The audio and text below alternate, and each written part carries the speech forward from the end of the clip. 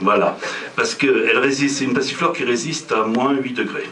Donc, ici, elle serait extrêmement bien exposée au sud, protégée des vents du nord, il n'y a pas de problème. Et c'est un hybride qu'il a fabriqué au Gué des Grues, puisque faisait toutes ces expériences botaniques, on parlait des vers à soie tout à l'heure, toutes ces expériences botaniques ou d'insectes, ou de soie, ou d'élevage de vers à soie, il les faisait au Gué des Grues. Et c'est d'ailleurs pour ça que dans toute la vallée de l'Eure, vous avez maintenant des mûriers de manière endémique, parce qu'il en avait planté plus de 10 000 au Gué des Grues et aux alentours. Bon, ces expériences se sont révélées un peu autour des cours, et ça lui a coûté très cher. Et d'ailleurs, son herbier, à ce moment-là, il a vendu son herbier à Réquien, qui a son musée à Avignon, pour pouvoir subvenir à ses propres besoins compte tenu de cette collection.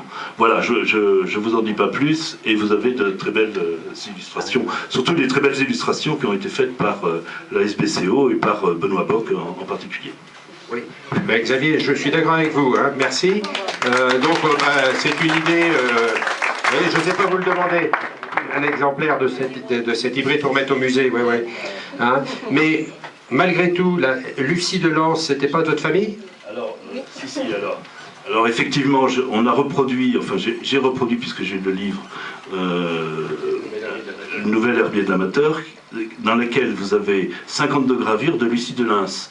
Et Lucie de Lens était sa bru, donc avait épousé son fils Jean-Joseph, et le docteur de Lens, il y a aussi une fleur au docteur de Lens en hommage. Et le docteur de Lens était un des grands savants, un des grands médecins parisiens de l'époque, qui a particulièrement édité le dictionnaire scientifique de la médecine, qui, en 12 ou 13 volumes, encore des monstres d'érudition. Moi, je suis toujours impressionné des volumes qu'ils étaient capables de tirer à cette époque-là, et du travail que ça représentait.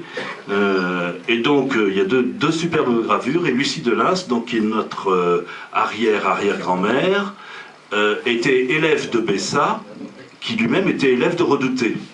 Donc c'était une tradition de gravure de plantes, particulièrement, qui est tout à fait intéressante. Voilà. Merci beaucoup.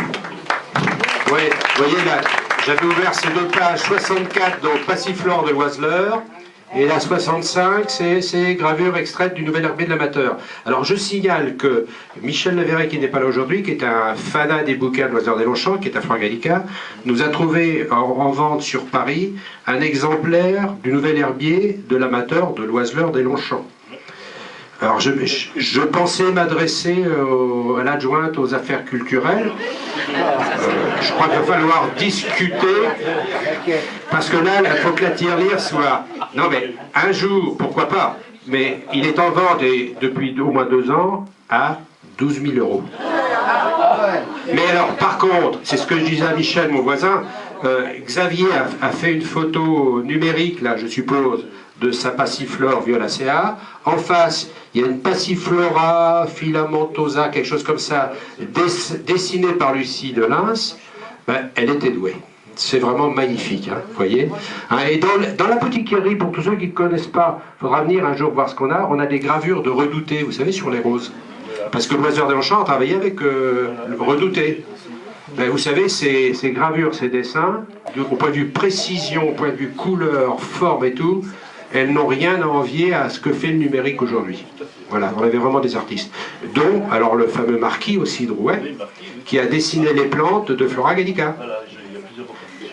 Voilà, merci Xavier de penser à nous, à Dreux, on en est fiers. Voilà, je suppose, alors, est-ce que vous avez des ouvrages à vous céder ou pas? Oui, j'ai quelques ouvrages à vous céder, si vous le souhaitez. Bon, profitez de mon passage pour une petite signature, si vous voulez.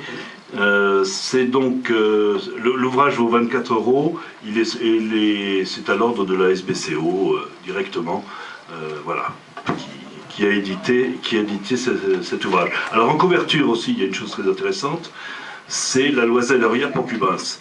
Alors vous avez les espèces, vous pouvez avoir notre nom, des Longchampsy, Loisellerie, enfin vous verrez en latin. Par contre, un nom de genre, ça veut dire que sous la famille, vous avez le genre. Et là, c'est la Loiselleria Procubens, qui était la petite azalée des Alpes. Et donc c'est rare qu'un botaniste ait le nom d'un genre dans une nomenclature binomale. Voilà. Et derrière...